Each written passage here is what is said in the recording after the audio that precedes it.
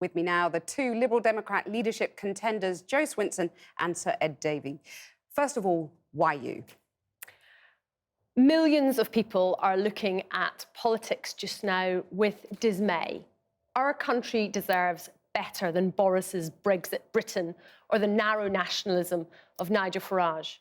But we should have hope, because in the midst of a technological revolution, we can transform our economy so that it works in the long term for people and the planet, to make sure that everyone has the dignity that they need to live and the opportunity to thrive, and that we can work with other countries to tackle the climate emergency. I'm running for leader of the Liberal Democrats so that we can build the Liberal movement to deliver this. And we need someone who can reach out to new voters across the country, across the generations, and across traditional party lines. I'm best placed to be that leader of our Liberal movement. So join me. Jo Swinson, thanks very much. Now, Sir Ed Davey, why you? British politics is in a mess. Divided and paralysed by Brexit, issues like social care, violent crime and the climate emergency are not being tackled. As leader, I want to end Brexit quickly. Given MPs are making the mess, the quickest way is to go back to the people. If the people voted to stay, we'd have a lot more money to fix the problems that led to Brexit, like inequality. I want to give hope to the communities who've not enjoyed prosperity. Invest in the leave-leaning communities, in the NHS and schools, so to heal the divisions in our country.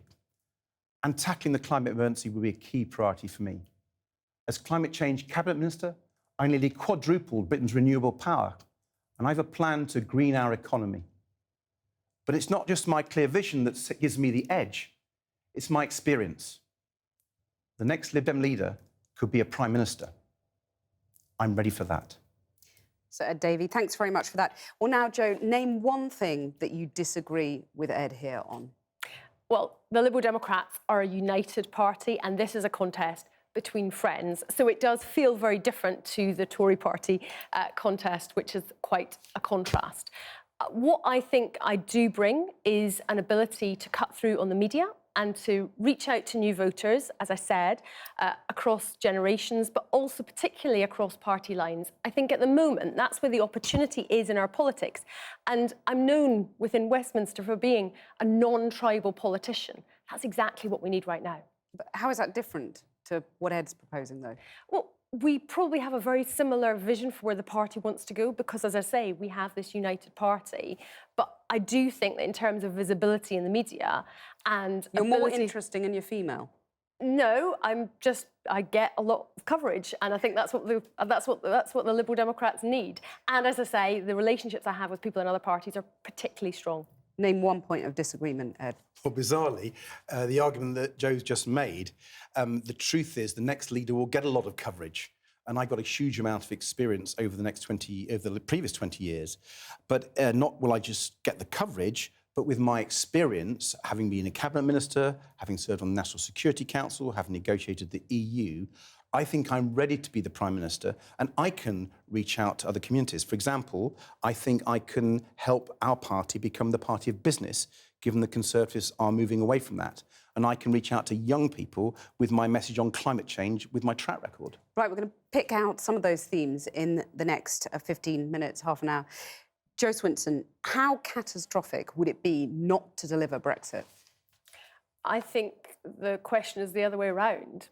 Delivering Brexit will be catastrophic for our country. The government's own analysis shows that we would lose out in terms of our economy, in terms of our security, and in terms of our public services. I mean, the NHS is already struggling from the 5,000 nurses that are reduced from EU nationals coming to work in our NHS. But if you don't deliver Brexit, there's a catastrophic damage to democracy, is what the Conservative MPs and leadership candidates are saying.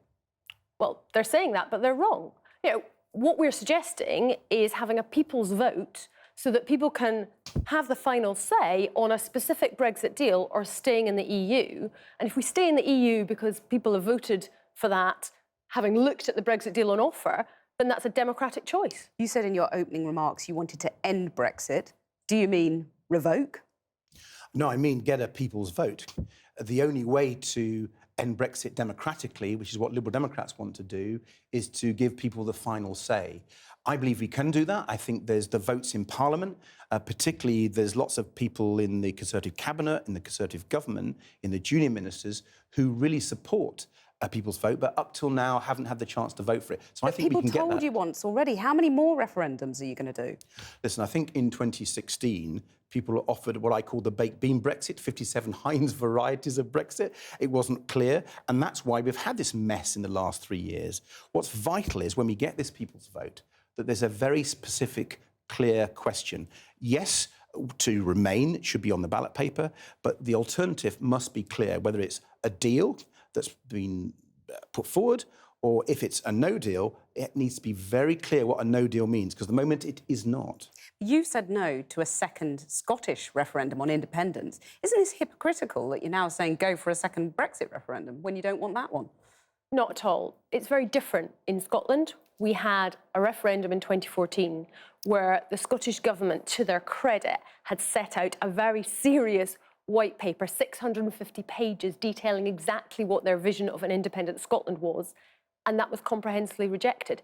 If you actually look at Scottish opinion, most Scots want Scotland to be in the UK and the UK in the EU, and it is only the Liberal Democrats that are standing up for that. You're picking and choosing your referendums. You don't want a second Scottish referendum either, do you? Well, particularly not now we've got the Brexit problem. I mean, Brexit is going to cause such chaos across the UK and in Scotland. And the idea that we could end a 300 years union just at the same time we're ending a 50 years union is a complete nonsense. We've got to put the interests of ordinary Scottish people first. The SNP are not doing that. If you're so intent on stopping Brexit, if you think it will do so much damage, as you said, first of all, why don't you have the courage to revoke Article 50 rather than going for a second referendum? Well, if we were about to crash out without a deal, absolutely, I would revoke. You'd press the revoke button at that point? Yeah, absolutely, to avoid no deal. But I think that it would still have to have a people's vote. This exercise began... So you'd say we'll revoke, but we'll put that to a second referendum? Yes. You don't have the time, do you? Well, it would be afterwards. In order to stop a disastrous no deal, clearly you'd need to revoke if you're up against the deadline. You had no choice. But what Joe and I agree on is having revoked Article 50 to give you a breathing space and working with our European colleagues, then we put the issue back to the British people, as Liberal Democrats, by the way, have championed from the start. I'm very proud it's been the Liberal Democrats who've made the case for a people's vote, and I'm very proud that actually we're winning people to our colours. Let's move on to past promises, past policies. At the last election, 2015, the Lib Dems were obliterated because you reneged on your promise on university tuition fees. Why should anyone trust you now, only 4 years later? Well, I think if you look at what we've done on the issue of Brexit, we have absolutely demonstrated that we stick to our values, to our principles and what we say. Now, we did make a mistake on tuition fees. We have accepted that. And I think what's most important... Would you repeal that increase now? I think that what I would say is that the mistake was in setting out that we would do something and then not delivering it. So it was a mistake to say you wouldn't introduce tuition fees? And having made that pledge, then it was obviously a mistake to do so. But if you ask me now, if I think that is the best use of £11 billion, as the Labour Party had in their manifesto in 2017, when they didn't say they would end the benefit freeze, no, I don't think that's the best way to help poorer people in our country right now. You have made virtue of the fact that you were in David Cameron's government. That was your key pitch in the opening statement. One of the biggest errors, Joe said, in that government was to renege on that tuition fees pledge. Do you agree with that? Yes, but let's remember what we achieved.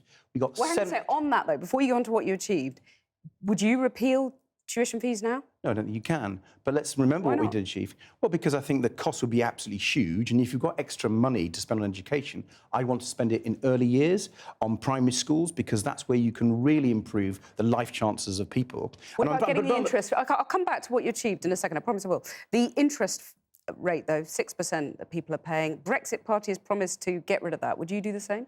Well, I'll tell you what we would do, and that's get the maintenance grants back, because when we were in government, in order to help those people from the lowest incomes, those young people who were disadvantaged, to go to university. We not only kept the maintenance grants, but we increased them. And it was the Tories who abolished them. Would you scrap the interest fee payments, though?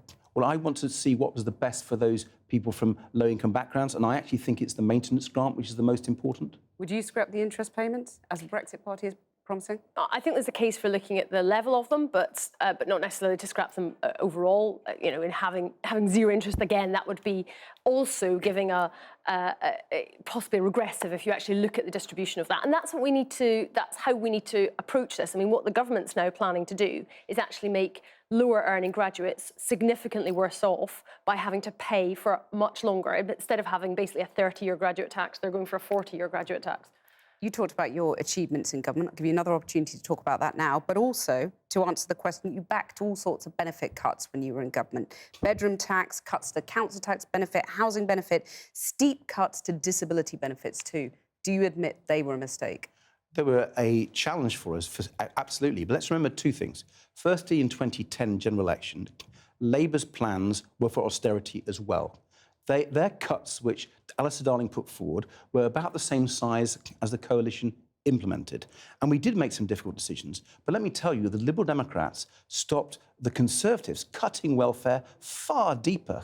And then we managed to increase things like the starting rate of income tax. We took lots of low-paid out of tax. Indeed, we got 70% of our manifesto in. Free school meals, money for the most disadvantaged children, tackling mental health, quadrupling renewable energy, same-sex marriage, a whole list of things which were very progressive, very Liberal Democrat, which we stood in the 2010 election on, and we delivered. And disabled people lost £28 billion worth of support under the coalition cuts. Do you apologise to them? Well, I feel very bad about that, not least having a disabled child. I know about disability. I feel passionately the need to look after disabled people.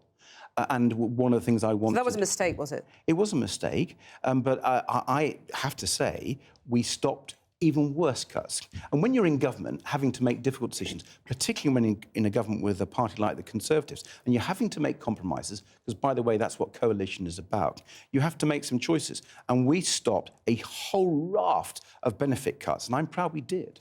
Do you apologise to disabled people for the extent of those cuts under the coalition government? Well, I agree with Ed that it would have been worse had we not been there, but I recognise that there were things that we let through that we should not have done. And I think we do need to learn from that in terms of how we approach things in the future. And so what in particular do you wish you hadn't done on cuts? I mean, a good example would be the bedroom tax. And, you know, I just think that's something which shouldn't have gone through. There was other things which we stopped, which you then saw the government do after we left. So the two-child cap, for example, on benefit payments, which has resulted in the so-called rape clause, where people have to prove if they have a third child and they want to claim benefits that that child was the result of rape, which is, you know, about as inhumane a policy as you could have imagined. And yet that was what the Conservatives did after 2015, something that we had stopped in coalition. How hard did you really fight for disabled people in coalition? Hugely hard. I mean, let me give you an example of the sorts of things we did on benefits. There was a proposal from the Conservatives that if you've been unemployed for 12 months, that your housing benefits should be cut. And we were told, as Liberal Democrat ministers, that we had to vote for that. There was a rebellion. We said, we will not kick poor people when they're down, and we refused to vote for that, and we stopped it. There was another proposal where George Osborne wanted to freeze benefits when the inflation was actually relatively high. We stopped that, and the benefits went up by inflation. So there's two concrete examples where, but for the Liberal Democrats, the poorest in our country would have had even tougher cuts. Let's look to the future. The last manifesto pledged spending of £14 billion a year extra on public services, funded by income tax rises across the board. Do you stand by that at the next election, whenever that might be? Well, we've actually been in a manifesto development process because we expect there could well be an election. And so we will put our full manifesto forward, totally costed. Clearly, give me a sneak preview, though. Income tax rises across the board, still something that's an option for you? Yeah, absolutely. We have our policy of a penny on income tax, and I think honesty about saying, look, we've got real problems with our public services and that needs investment, and we should be straightforward about saying that involves raising taxes, and we should be honest about that. We should be clear about where that's going to come from, and we will set that out in our manifesto. So while the Conservatives are pledging income tax cuts, but also public spending. You're going to go in saying raise income tax, are you? Yeah, I mean, the Conservative proposals are appalling. They want to give tax cuts for the richest pensioners. We want to make sure that the poorest are looked after, that we have investment in our public services on which the poorest often depend the most. And to do that, a modest rise of a penny on the basic rate of income tax to give you £6 billion to invest in our health service and our social care is the right thing to do. I actually think we could afford a little bit more borrowing to invest in the capital things that need to be done, whether it's transport or housing or school buildings and so on. Let borrowing go up? Yeah, we should borrow for capital investment where it's going to help our country in terms of infrastructure and so on. That's productive investment. Borrowing costs are low. We should be doing that. Let's move on to climate, which is obviously at the core of Lib Dem policy. How ambitious would Lib Dems under your leadership be about getting to that net zero carbon emissions pledge that the government has written into law now? For example, would you ban petrol and diesel cars by 2025, earlier than the 2040 pledge the government's got? Well, it certainly needs to be earlier than the 2040 How much pledge. earlier? Well, 2030 is what we've currently set out, but we should further? keep things under review, particularly as technology improves. And So you don't rule out 2025, which is what Extinction Rebellion is asking for? I think in terms of net zero across the entire economy, I don't think that's realistic. Petrol and most cars? of the Greens, well, as I say, we think 2030 is absolutely doable and sets an ambitious target, which is 10 years earlier than where the government has currently set it. And we need to send those signals because we need business to be able to invest differently to meet those targets. Business innovates, you know, that creativity that we have within that entrepreneurial spirit. We need to harness that to tackle the climate emergency, and government should set the framework so that can happen. Would you ban petrol cars or look at banning petrol cars by 2025? Certainly look at it. 2030 is what we're saying now. But my experience in government is if you get the right policies, you can bring the cost down. So, for example, I managed to make Britain the world leader in offshore wind. First of all, by giving a lot of money to the first contracts, but by getting competition so the prices plummeted. And what that means is we can go greener in our electricity far quicker than we thought. So innovation and good policy means you can reach these climate goals, whether it's on petrol cars or whether it's on heating or whether it's on transport, much more quickly. If you get the innovation right, I can show you how to do that because I did it. Talking of innovation, a ban on fracking is currently party policy. Would you overturn that? No, we should not have fracking as part of our energy mix. But you were happy to take £14,000 in donations from a director of a company that has fracking licences, Mark Peterson. There's a Liberal Democrat member who actually has a company which is 80% renewables, leading the renewables revolution, and he's supported my campaign as he's supported other Liberal Democrats, and he's a member of the party. So, you know, but does that change my view on fracking? No, fracking should not have place in our energy future. Ed, you've said that fracking is not evil. You said that when you were Energy Secretary. Have you changed your mind? Is it evil? I think we should ban it now, but there's reasons why I've changed my mind.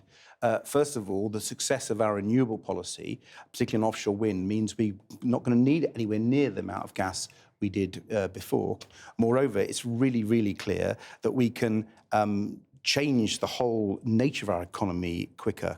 And there's more evidence that we don't need this gas. So, for example, Carbon Track Initiative, my favourite green NGO, have shown we've already got 4 or 5 times the amount of fossil fuels in terms of oil, gas and coal than we could possibly burn and stay safe within 1.5 degrees. So I'm very, very clear, let's ban fracking. I should say, and final point, a regulation I passed as Secretary of State, which was because I was very careful about the environment, has actually meant that the fracking industry has not developed in this country at all. It was the regulation on earth tremors, the seismicity regulation, and I'm very proud that you're looking at the person basically stop the fracking industry in this country. Right, so we've talked about specifics. Let's move on to the general political landscape, which is quite complicated at the moment. Joe, what would you say has been the best government of your lifetime? Well, I mean, clearly, I think the government that I was a member of is pretty much up there. Despite all the cuts? Look, in terms of what we were able to do to transform our country in so many ways, I mean, Ed mentioned many of them earlier. I would add, you know, the pupil premium, extra money for poorer pupils, the changes to flexible working. You know, we really did manage to put Liberal Democrat policies into government. Well, do you back that? Is that the best government of your lifetime, that people voting Lib Dem will expect sort of more of the same? Look at the context. And the answer is yes, by the way, but look at the context. In 2010, we inherited a country that was borrowing 10% of its income, that was basically about to go bankrupt. And we managed to turn that around. We managed to put party behind the country. We put country first. I knew at the time when we went to that coalition that our party was going to be hit by it. We did the right thing, and at the same time as doing the right thing by our country, we had stable government for 5 years. And you brought the party to the brink. Well, maybe, but we helped the country. What's been very clear is the Conservative Party alone has been a disaster. I've never known a more shambolic, embarrassing, inefficient, appalling government than this current one, and I want to replace it, and I think the Liberal Democrats can replace it by ourselves with a majority government. Well, you may well be kingmakers rather than the majority government that Ed Davey's just referred to. You've ruled out joining a government led by either Boris Johnson or Jeremy Corbyn. But would you take part in a confidence and supply arrangement similar to the one that the DUP are currently doing with the Conservatives? Would you prop up a government led by either Boris Johnson or Jeremy Corbyn with that kind of confidence and supply agreement? No, we are anti-Brexit, which would be hugely damaging for our country.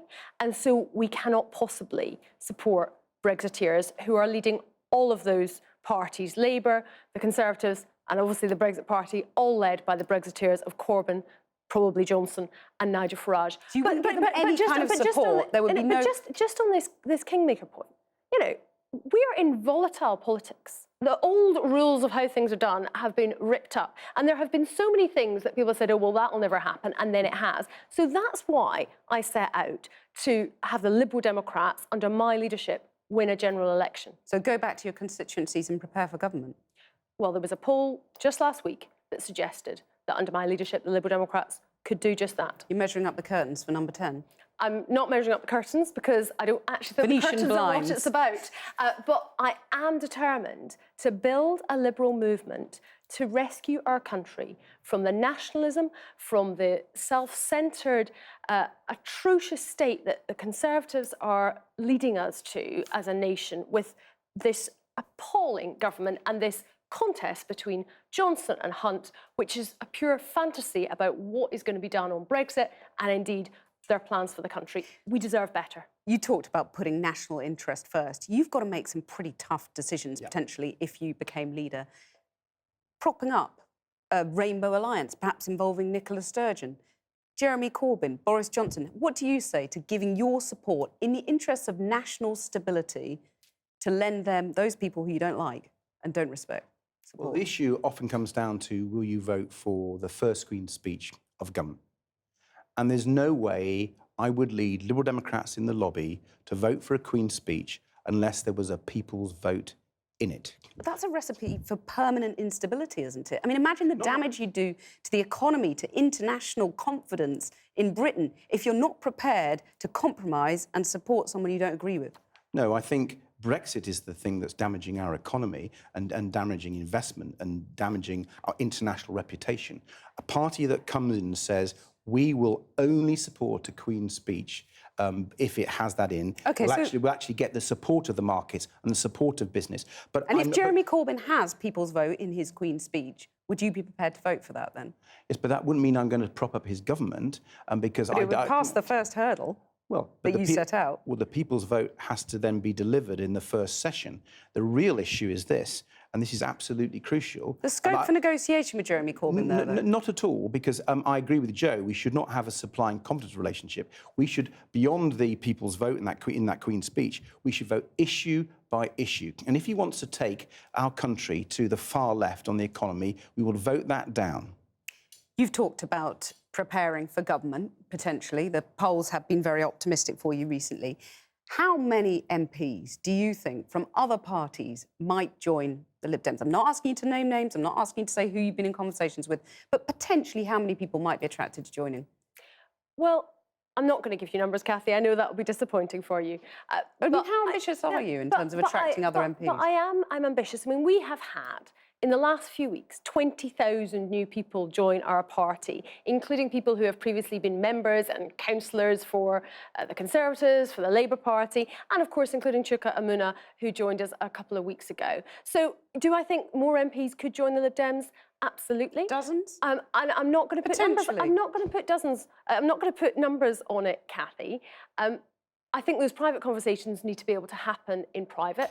It's a difficult decision. You're having for those anybody. conversations, though? Yes, it's a difficult decision for anybody to leave their party. But what I think is interesting is the welcome that Chuka Umunna has had in the Liberal Democrats has been warm and genuine, and he has talked openly of how happy he feels like he's at home now in the Liberal Democrats, and I think that others will be watching that with interest. The previous leader, Nick Clegg, signed up to the U-turn on tuition fees, to massive cuts to disability benefits that we already talked about. Now he's spinning for Facebook, trying to restore the reputation of a company after Cambridge Analytica harvested millions of people's data without their consent. Has he sold Lib Dem values down the road, do you think? Well, just because he's working for Facebook doesn't mean that the Liberal Democrats won't want to regulate Facebook, regulate Google, and regulate these international tech companies. Are you disappointed he took that job, though? Well, I'm not going to judge him by that. What I'm going to judge is how Liberal Democrats respond on making sure that companies like Facebook have tough laws to make sure they don't abuse people's rights. One of the reasons I want to stay in the European Union is because if you're part of a union of 28 countries, and this has been shown with Microsoft, with Google, with Amazon, that you can regulate these companies far more effectively. And if we stay in the European Union, I want the European Union to regulate Facebook so it doesn't abuse people in the way it has in the past. Joe, you talked about 20,000 new members joining the Liberal Democrats recently. The latest audit that was done by Tim Bale, Queen Mary University of London study, shows that 63% of Lib Dem members are male, 96% are white. As leader, how would you change that membership profile? Well, I think we have to, first of all, the numbers are very helpful because you have to look at the reality of the situation if you're going to take an honest look about what needs to change. And clearly this is about reaching out to new communities. It's wonderful when we have these membership surges, but actually the downside is who is more likely to just join a political party unprompted? And the answer to that is people who look like those that they already see involved in politics, more likely to be white, more likely to be men. So why not do a sort of recruitment drive? So absolutely, we need to do a recruitment drive. We need to reach out. And I do think there are millions of people in this country who are looking, as I said, with despair at politics right now, and they want a positive alternative. Under my Liberal Democrat leadership, we will paint that vision and we will take the action to reach out to those communities and get new people involved in politics. And you'd also do all women shortlists? Yes, absolutely. We passed that in 2016. I argued for it differently to how I argued in 2001, but it's an issue where I've changed my mind. And you back that too, all women shortlists? Absolutely, I voted for it. But I think we need to go further in a recruitment drive. In my own constituency, I've reached out to women and to black and ethnic minority communities to make sure they joined the party and they stood for council elections. And I've supported them. So now in Kingston Council, the Liberal Democrats have more women than men. We have 8 black and ethnic minority councillors. And as leader, that's what I want to do. I make this my personal priority, particularly on black and ethnic minority candidates and members, because we've had an appalling record. And, and it's one of those areas where we've talked a good game, but we've failed. And the next leader has to put that right, and it would be my personal priority. The Lib Dem peer, Lord Reynard, was suspended from the party 5 years ago after we broadcast allegations he behaved inappropriately towards women. He was then reinstated in the party. He's still sitting on your benches in the House of Lords. He's campaigning for the party. Are you content that that is happening? Would you be content for that to happen as leader? I'm not content. In fact, it makes me hugely frustrated because this is somebody who women told me that he harassed them. And as far as I'm concerned, the way in which that was dealt with by the party was not nearly good enough. We have changed our processes. If a similar case came forward now, then I think a different outcome would happen. It's not in the leader's power to decide these things, but I have made abundantly clear my view that from my perspective, he's not welcome and would not have any particular role under my leadership. He denies the allegations, continues to deny the allegations. So how would you ensure that he wouldn't be campaigning for the party? Well, he would not have any formal role. I would do what is within my power. And as I say, I've been very clear about this. It's a message that I think is important because I want people to be able to come to Liberal Democrat events and feel that the Liberal Democrats are a party where they can feel safe, they can be respected, they can be valued. And I do have huge frustration about the message that is sent out about that decision that was made. What would you do about Lord Reynard? Well, there's been a due process in the party, extraordinarily thorough. I think it'd be wrong for the next leader to suddenly come back a few years later and unpick it.